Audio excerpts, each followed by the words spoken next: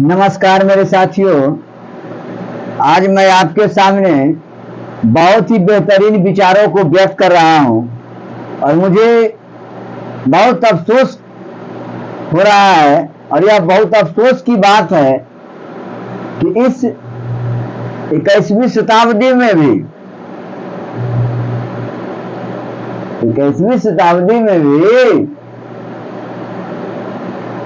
हमारी मानसिकता, हमारे समाज की जो मानसिकता है वह बिखरी हुई है। मानसिकता में एकता नाम का चीज नहीं है। हिंदुस्तान के तमाम ओबीसी, एमबीसी, एससी, एसटी, ये माइनॉरिटी जो है आज भी मानसिक विक्षिप्त है।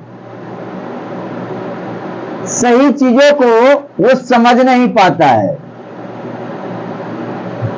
हालांकि बहुत आगे निकल चुका है समय। आज के दौर में जो देख रहे हैं वो क्षणिक सुख के लिए बहुत बड़ी उपलब्धि को जीवन से दूर कर देते हैं। आज यदि प्रलोभन दे दिया जाए, यही प्रलोभन देता था जिस समय देश को गुलाम बनाया गया था। प्रलोभन देकर ही किसी को गुलाम बनाया जा सकता है। आज के दौर को देखिए कि हर एक नेता, चुनाव का समय आ चुका है, हर एक लीडर नए नए लुभावना दे रहे हैं, एक पर एक लुभावना आपके सामने पेश कर रहा है और उसका शिकार हर हाल में बनना है, एक तय है। आपका दर्द कौन समझेगा? आपके विचारों को कौन ऊपर तक ले जाएगा? जो आपके कम का होगा, जो आपके संप्रदाय का होगा, जो आपके विचार का होगा, वही आपका दर्द समझ सकता है। आप चमक धमक में आकर के वोट को डाल देते हैं। जो आपके आत्मा की तमाम शक्ति उस वोट में छुपा हुआ है, उसको दूसरे के हाथ में अपना शक्ति दे देते हैं 5 साल के लिए। सोचते समझते नहीं है।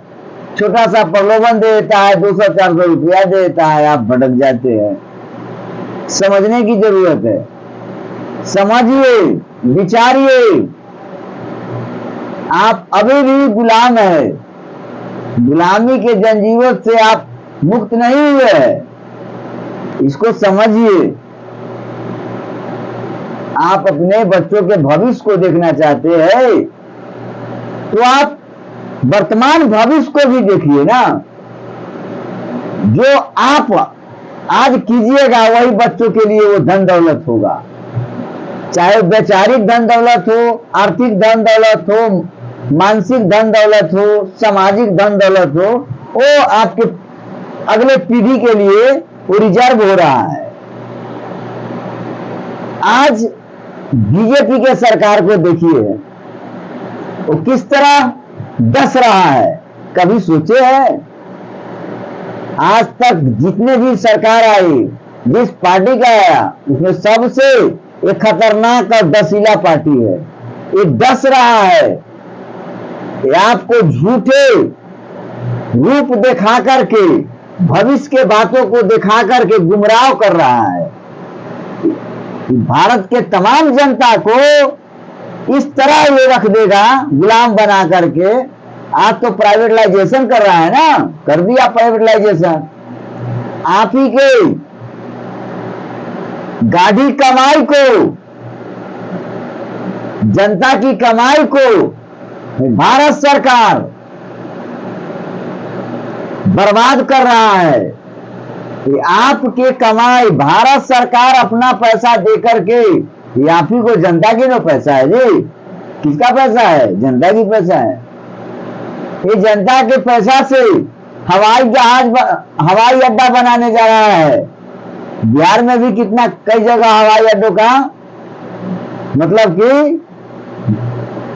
कंपोर्ट किया गया है, और सब भारत सरकार इसका वहन करेगी।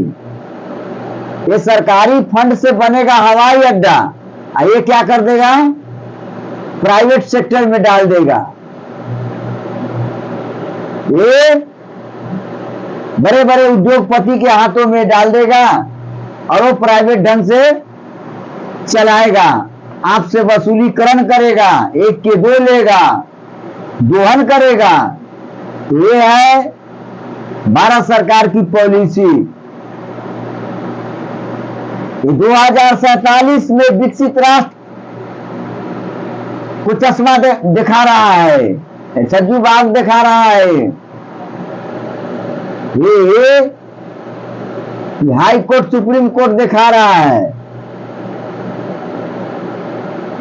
2025 जो चल रहा है, 26 में क्या करेगा उसको ना दिखाना है, उसको दिखाना क्या विकास हुआ।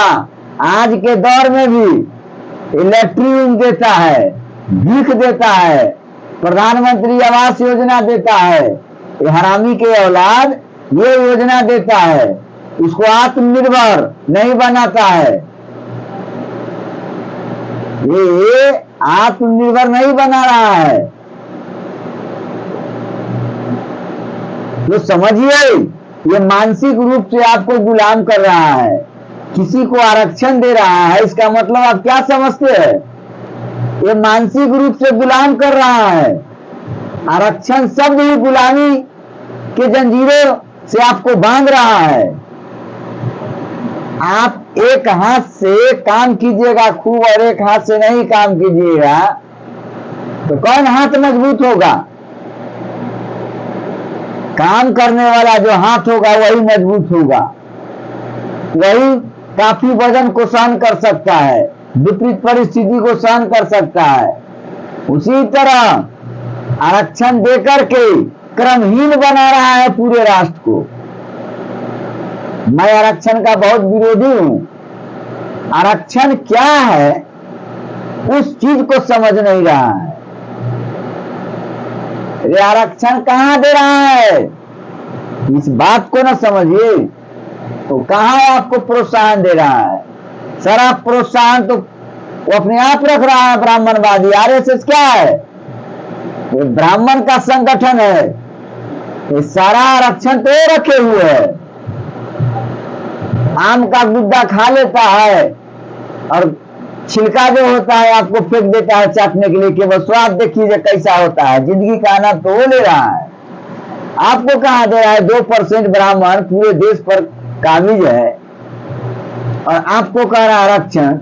जब विश्वनाथ प्रताप सिंह 1990 के दौरान प्रधानमंत्री बना था, तो वो 27% आरक्षण बिल लेकर के आया था कि ओबीसी माइनॉरिटी को 27% आरक्षण दिया जाएगा ताकि ओबीसी का कुछ विकास हो जाए। इस पर ब्राह्मणवादियों को, मनुवादियों को खलना शुरू हो गया।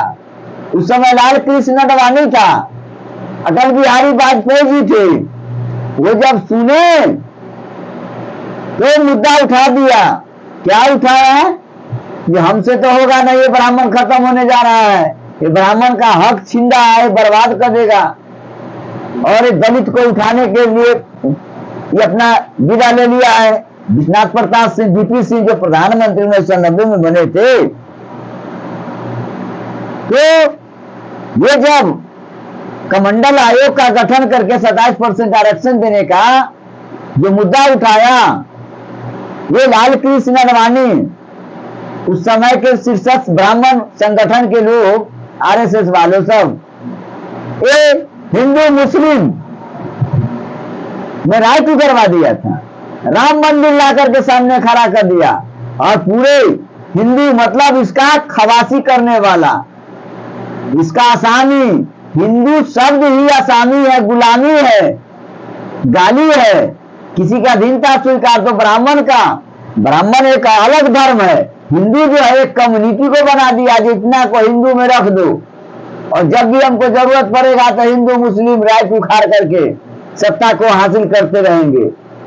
मेरा भोग विलास मजबूत रहेगा, मेरा आने वाला पीढ़ी हमेशा चमकते सितारे के रूप में उभरते रहेंगे। तो ये इनका विचार था और राम मंदिर ला करके रख दिया, बाबरी मस्जिद को तोड़ने का षड्यंत्र लगा दिया और कहा कि हम बाबरी मस्जिद को तोड़ करके राम मंदिर का निर्माण करवाएंगे। इस पर एक ब्राह्मण का गुलाम दास,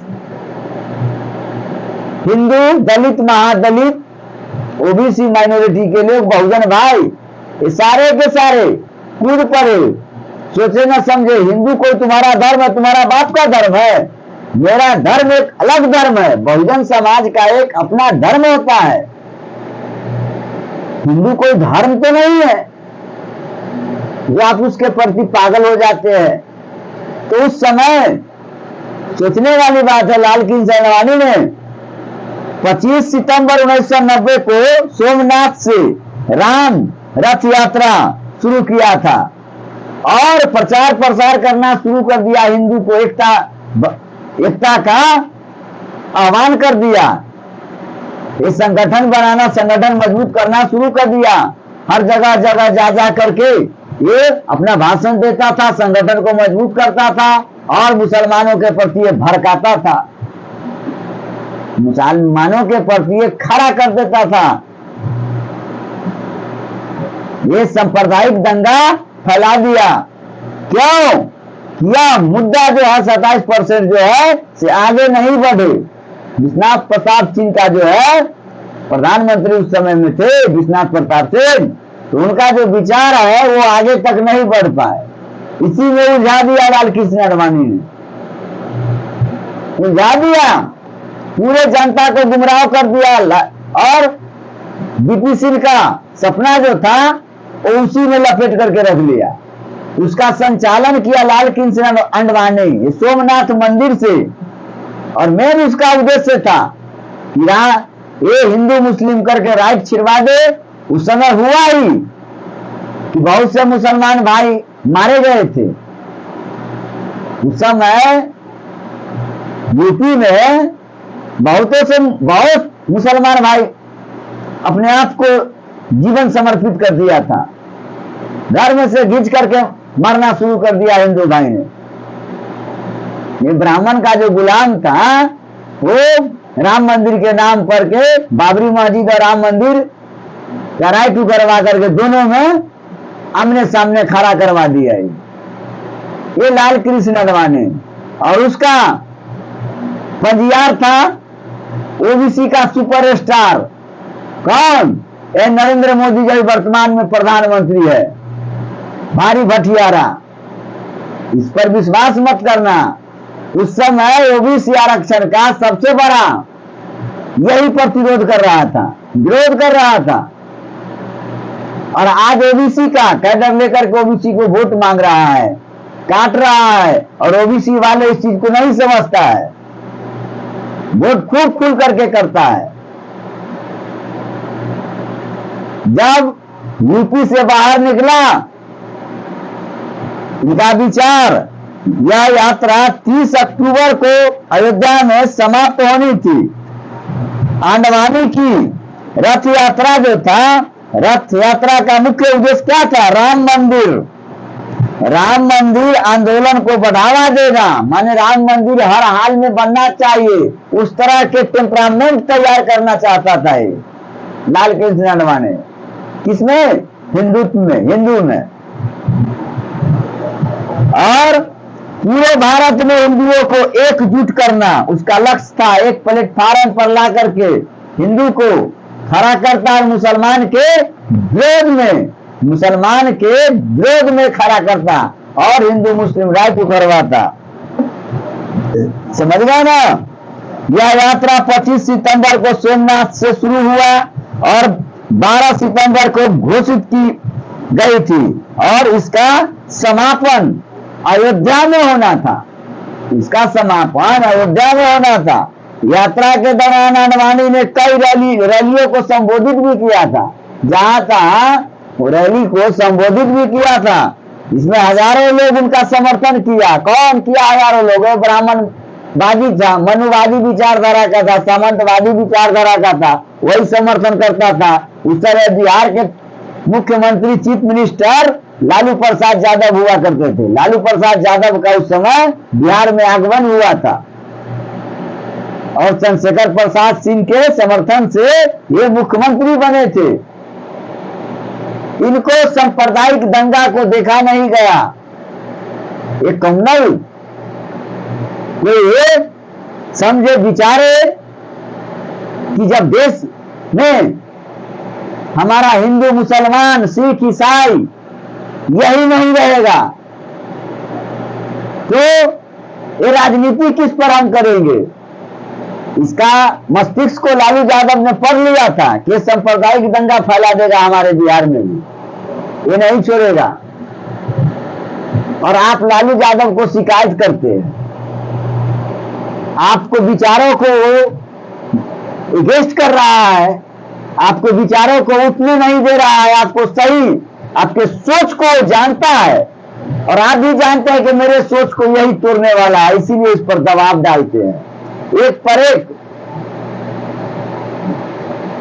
इनको ऊपर साजिश चल के फंसाया और फंसा ही दिया। घोटाला किया कोई और फंसा दिया लालू प्रसाद यादव को, ये सब जानता है। लालू प्रसाद के बाप का त्रेजी था जो डायरेक्ट उठा लेता है। एक मुखिया अपने आप मुखिया तो किसी तरह तो उसका अकाउंट खुलता है विकास के लिए, ग्राम विकास के लिए, तो मुखिया डायरेक्ट अगर 80 लाख 85 लाख अभी सालाना आता है, हर साल उसका बजट तैयार होता है। हम भी देखते हैं मुखिया को घर में ताकत है जो निकाल लेगा डायरेक्ट बिना सचिव के सिग्नेचर से निकाल लेगा जी। लालू यादव निकाल लेता जब तक कलेक्टर उसका सचिव साइन नहीं करता। सचिव होता है भारत सरकार का, IAS पदाधिकारी होता है, भारतीय प्रशासनिक सेवा से आता है। वो बेवकूफ था। सारा षड्यंत्र के तहत यही उगता सूरज को दबा दो।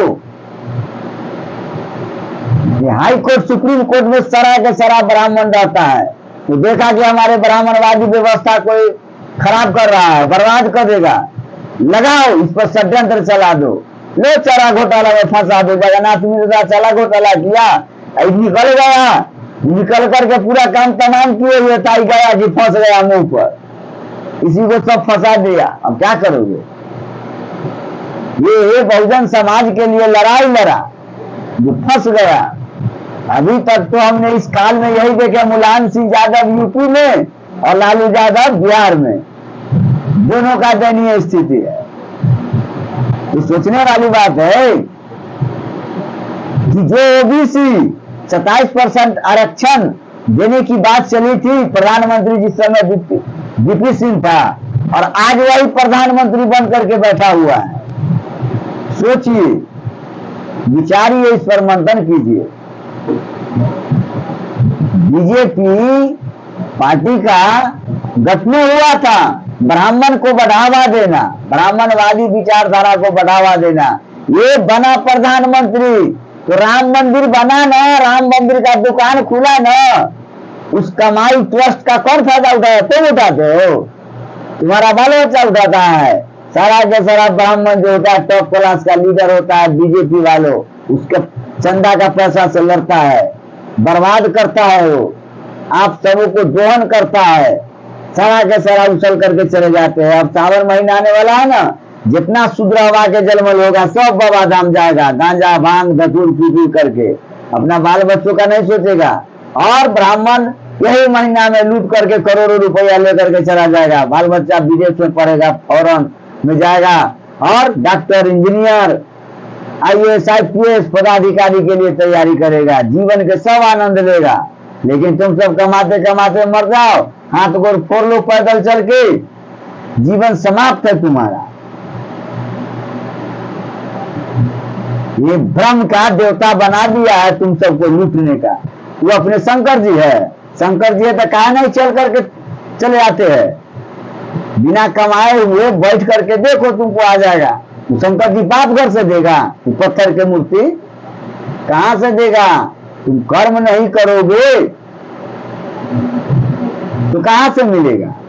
ये भ्रम का ज्ञान तुम सबको भर दिया है, ठूस दिया है ब्रेन में, और उसी के अनुरूप तुम चल रहे हो। ये सोचने वाली बात है, समझ गए ना? तो इसको समझने की जरूरत है। जो भी आपके संप्रदाय का हो, चाहे गरीब क्यों ना हो, उसी कैंडिडेट को वोट दीजिए। चमक धमक पर मत जाइए, चाहे किसी के पार्टी का हो, वो निर्दलीय बनकर आए, उसको वोट दो। जो आपके दुख सुख को समझ सके। आप दूसरे के बहकावा में मत आइए। कोई पार्टी आप उठते न सोचते न समझते, इस एक ही पार्टी को देते, सबका वही विचार है।